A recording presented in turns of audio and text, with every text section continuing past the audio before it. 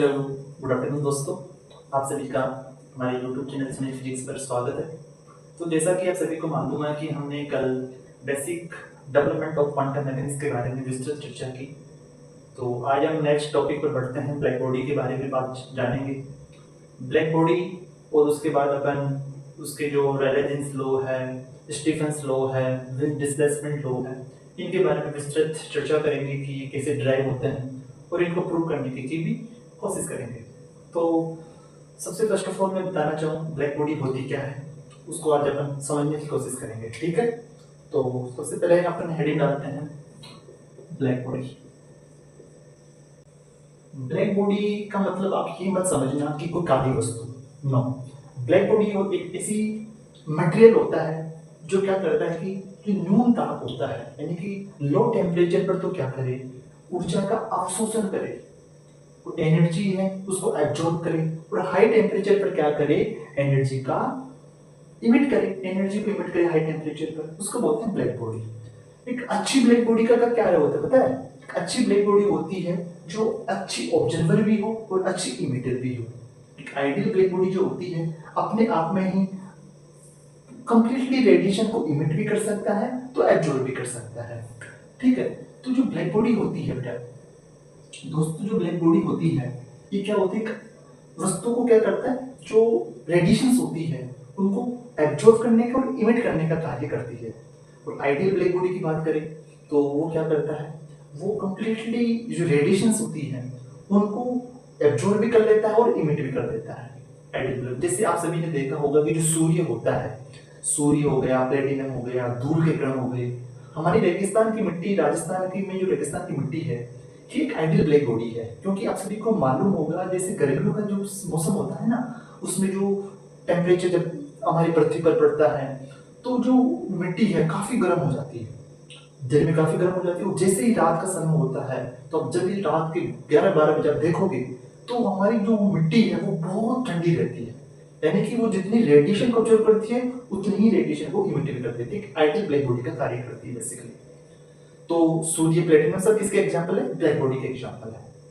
तो black body में क्या हुआ कि एक एक्सपेरिमेंट किया गया, एक्सपेरिमेंट परफॉर्म किया गया कि एक कोटर लिया गया। कोटर समझते हो, एक कोई मटेरियल होता है, जैसे ये कोई क्या है, एक ब्लैक बॉडी का कोई मटेरियल है और इसमें क्या कर दिया गया, छिद्र कर दिया गया है। और इसकी जो आंतरिक सतह है, इसकी आंतरिक सतह को किसी ब्लैक मटेरियल से क्या कर दिया गया है, लेपित कर दिया गया है। ब्लैक पदार्थ होगा उसी सतह को क्या कर दिया गया है, ब्लैक बॉडी मटेरियल है उसी इसको लेपित कर दिया गया है। जब इस बॉडी को अपन क्या करते हैं, हीट करते हैं, जब इसको अपन गर्म करते हैं किसी टेम्परेचर टी पर, जब इस बॉडी को क्या करते हैं बेटा, हीट करते हैं, तो क्या होता है, इस ब्लैक बॉडी के अंदर प्रेजेंट जो मॉलिक्यूल्स हैं, एटम्स हैं, उनके बिटवीन क्या होती है, वाइब्रेशंस होने लगती है। उनके बिटवीन जो वाइब्रेट करने लगते हैं और वो वाइब्रेट करते हुए क्या करते हैं, उनके जो एटम्स होते हैं सिंपल हार्मोनिक ऑसिलेटर उस टाइप की मोशन करने लगते हैं, ऑसिलेट करने लगते हैं वो। तो उसमें जो उपस्थित जो विद्युत चुंबकीय तरंगे हैं इनका क्या होता है, उत्सर्जन होने लगता है। विद्युत चुंबकीय तरंगों का क्या होने लगता है, उत्सर्जन होने लगता है। और इस छिद्र से एक विद्युत चुंबकीय तरंग क्या होती है, बाहर निकलती है। जो इस चुंबकीय जो विद्युत चुंबकीय तरंग है, इस विद्युत चुंबकीय जो तरंग है इसकी जो एनर्जी होती है ये कैसी होती है, कॉन्टिन्यूअस ना होकर क्वांटाइज्ड होती है। इसकी एनर्जी कैसी होती है, क्वांटाइज्ड होती है, यानी कि स्मॉल एनर्जी और पैकेट्स के फॉर्म में इसकी एनर्जी निकलती है। ये बेसिकली प्लांक हाइपोथेसिस में हमने कल पढ़ा था। ठीक है, तो जब ये ब्लैक बॉडी एक्सपेरिमेंट परफॉर्म किया गया, इसके बेसिस पर एक जो कर्व है, इसके एक्सपेरिमेंट के बेसिस पर एक कर्व डिजाइन किया गया जिसको बोलते हैं ब्लैक बॉडी कर्व। वो कर्व इमिसिव पावर और वेवलेंथ के बिटवीन बनाया गया।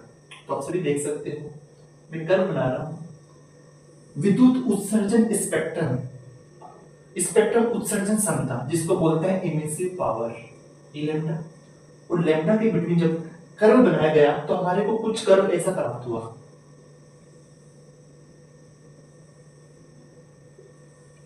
कुछ ऐसा कर्व हमारे को मिला।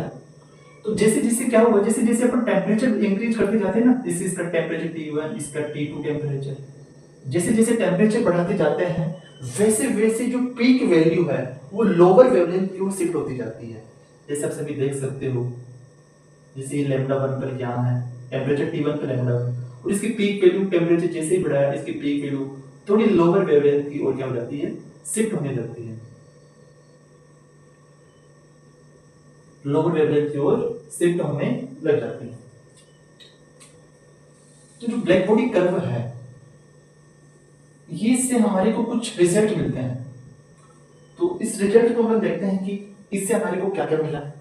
तो कुछ इससे हमारे को निष्कर्ष प्राप्त होते हैं कि जो ब्लैक बॉडी जो कर्व है ये कॉन्टिन्यूअस है, ये टूट रहा है क्या, पूरा का पूरा ब्लैक बॉडी जो कर्व है कैसा है, कॉन्टिन्यूअस कर्व है। Black body curve is a continuous, black body curve is a continuous curve.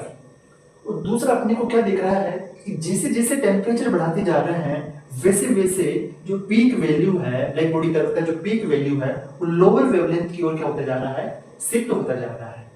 That means जैसे जैसे अपन टेम्परेचर बढ़ाते हैं, जैसे जैसे अपन क्या बढ़ाते हैं, टेम्परेचर बढ़ाते हैं, जैसे जैसे अपन क्या करते हैं, टेम्परेचर बढ़ाते हैं, वैसे वैसे जो ब्लैक बॉडी कर्व का जो पीक वैल्यू है वो लोअर वेवलेंथ पर शिफ्ट होता जाता है। यानी कि टेम्परेचर बढ़ाने पर वेवलेंथ क्या हो रही है, घट रही है।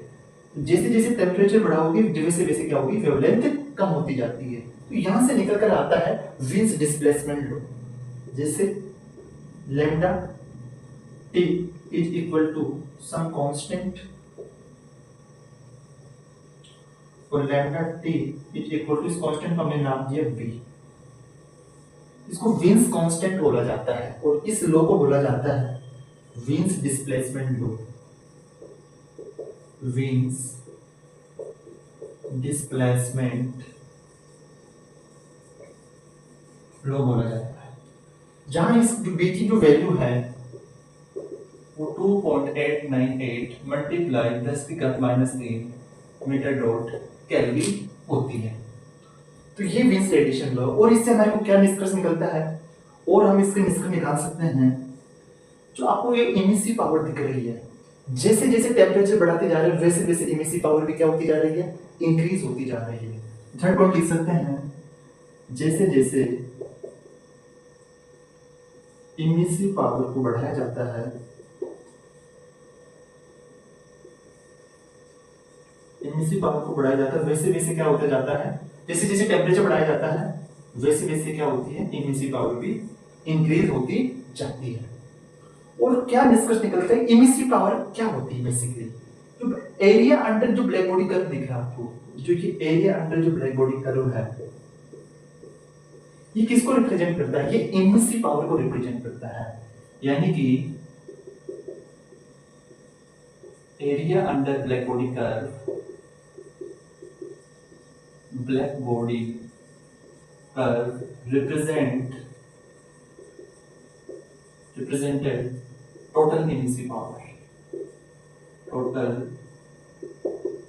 emissive पावर को रिप्रेजेंट करता है। ठीक है, तो टोटल एमिसिव पावर को रिप्रेजेंट करता है। तो अपन देखते हैं नेक्स्ट कि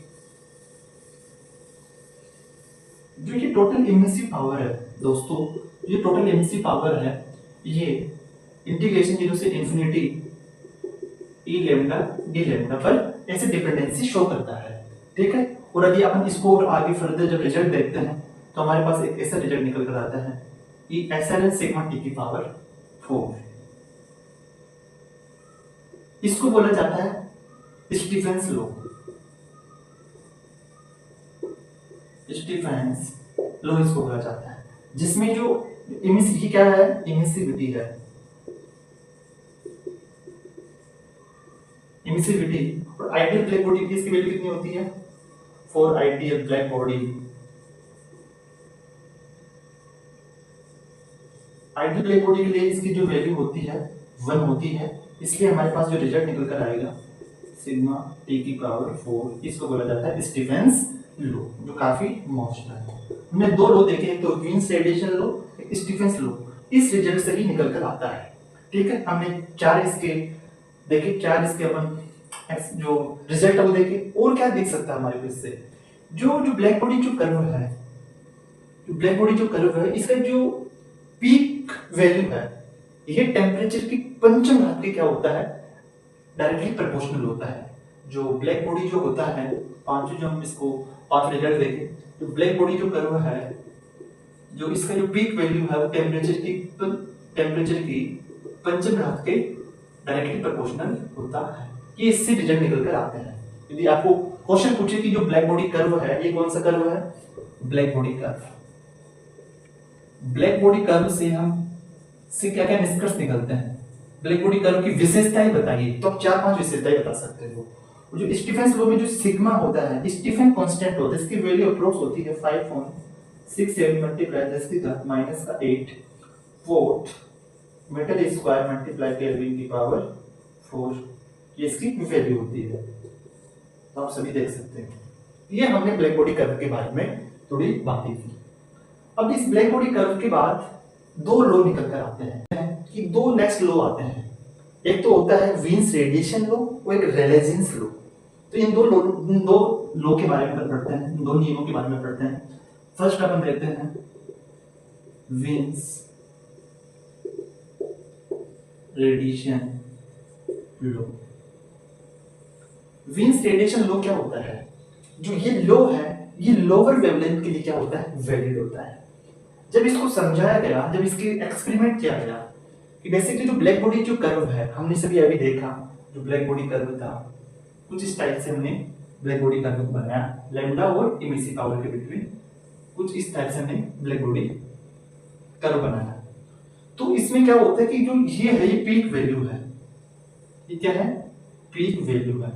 और इससे पहले हम बात करते हैं लोअर वेवलेंथ और इसके आगे बात करते हैं हाई वेवलेंथ। जो वीन्स साइंटिस्ट था इसने ब्लैक बॉडी कर्व के लो वेवलेंथ को ही समझा पाया। जो ब्लैक बॉडी कर्व का जो ये कर्व है ना, इतना सा, इसी को इसने समझा पाया वीन्स ने। तो वीन्स रेडिएशन लो हमेशा वैलिड रहेगा लो वेवलेंथ के लिए, लो वेवलेंथ के लिए क्या रहेगा, ये वैलिड रहने वाला है। और वीन्स ने एक लो दिया जिसको अपन बोलते हैं, बेसिकली इसने लो दिया ई लैम्डा डी लैम्डा ए अपॉन लैम्डा की पावर 5 e की पावर माइनस का लैम्डा के टी और डी लैम्डा। एक इसने ये लो दिया जिसको अपन बोलते हैं वीन्स रेडिएशन लो। इसको अपन प्रूफ भी करेंगे, ठीक है। और ये जो लो है ये लैम्डा से लैम्डा प्लस डी लैम्डा की रेंज में दिया गया है। जो ये एनर्जी है, एनर्जी पर यूनिट टाइम, जिसको अपन इमिसिव पावर बोलते हैं, इमिसिव पावर टोटल एनर्जी। तो ये वीन्स रेडिएशन लो है। इसका प्रूफ अपन नेक्स्ट लेक्चर में देखेंगे। तो ये वीन्स रेडिएशन लो है। अब इसके बाद जो नेक्स्ट लो आता है वो आता है रेलेजेंस लो। रेलेजेंस लो किसके लिए वैलिड होगा, जो रेलेजेंस लो है वो वैलिड होगा हायर वेवलेंथ के लिए। आप सभी को दिख रहा होगा ये जो वेवलेंथ है हाई वेवलेंथ के लिए कौन सा लो वैलिड है, रेलेजेंस लो। रेलेजेंस लो हाई वेवलेंथ के लिए वैलिड है। हाई वेवलेंथ के लिए कौन सा लो वैलिड है, रेलेजेंस लो।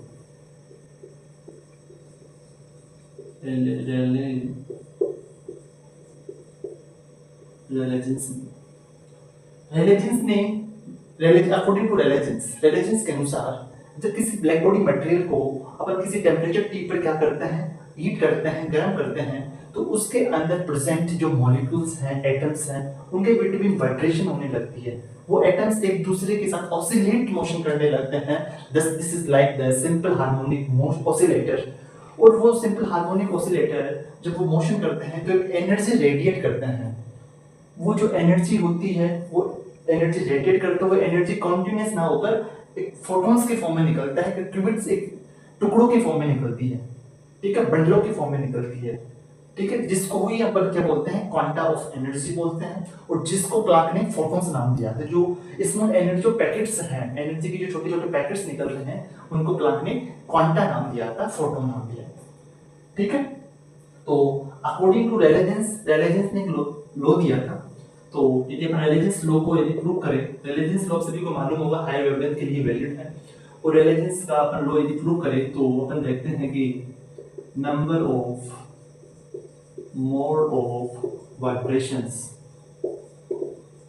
ये बेसिकली एक्सपेरिमेंट के द्वारा निकल कर आता है n lambda d lambda 8 pi by lambda की पावर 4 d लैम्डा। इसको आप नाम दे दो इक्वेशन नंबर फर्स्ट। सेकंड अपन देखते हैं from equipartition of energy, from equipartition of energy. Equipartition energy से अपन क्या बोल सकते हैं कि जो टोटल एनर्जी होगी, एक तो kinetic energy mv² plus 1/2m omega square a square, ये पोटेंशियल एनर्जी। तो दोनों को अपन देखते हैं क्लासिकली, तो ये इसका भी कितना रोल होगा, हाफ kVt, प्लस इसका भी कितना रोल होगा, half kVt, then total energy कितनी आ जाएगी, kVt। जब अपन टोटल एनर्जी निकालते हैं तो टोटल एनर्जी कैसे आएगी, आप सभी देख सकते हो, u lambda d lambda n lambda d lambda, और इसको अपन टोटल एनर्जी से number of mode of vibration को टोटल एनर्जी से अपन क्या करेंगे, मल्टीप्लाई करेंगे, तो हमारे पास निकल कर आता है क्या है समीकरण, से 8 pi by lambda d lambda multiply kVt 8 pi kVt by lambda की power 4 d lambda u lambda और d लैम्डा। यदि अपन d लैम्डा पढ़ाएंगे तो 8 पाई kVt अपॉन लैम्डा की पावर 4। तो इससे हमारे को पता चलता है कि जो u लैम्डा है वो लैम्डा की 4 पावर की क्या होता है, व्युत्क्रमानुपाती होता है। ठीक है, तो हम देखते हैं कि जो रेलेजेंस लो है किसके लिए वैलिड था, हायर वेवलेंथ के लिए वैलिड था। जो रेलेजेंस लो है ये किसके लिए वैलिड होगा, हायर वेवलेंथ के लिए वैलिड होगा, क्योंकि यदि अपन वेवलेंथ अधिक रखेंगे तो ये बेसिकली कम होगा, तो ये कम हो रहा है, तो किसके लिए वैलिड होगा, ये हायर वेवलेंथ के लिए वैलिड होगा। ये हमारा निकल कर आता है रेलेजेंस। अब अपन नेक्स्ट टॉपिक जो अपन देखेंगे, अल्ट्रावॉयलेट कैटास्ट्रोफी, जो आपके आईआईटी जेट एग्जामिनेशन की दृष्टि से वेरी वेरी इंपॉर्टेंट है। यदि आप मास्टर ऑफ साइंस के लिए आप यदि एंट्रेंस एग्जाम आईआईटी जेट दोगे तो उसमें क्वेश्चन ये इंटरव्यू में काफी जो बीआरसी का इंटरव्यू लगता है साइंटिफिक ऑफिसर का, उनमें काफी जेन्युइन है कि पूछा जा सकता है। तो इस कॉन्सेप्ट को अपन देखते हैं, इसी का छोटा सा पार्ट है, इसको बोलते हैं अल्ट्रावॉयलेट कैटास्ट्रोफी। क्या बोला जाता है, अल्ट्रावॉयलेट यूवी कैटास्ट्रोफी के नाम से बेसिकली पूछा जाता है, तो उसके बारे में अपन देखते हैं।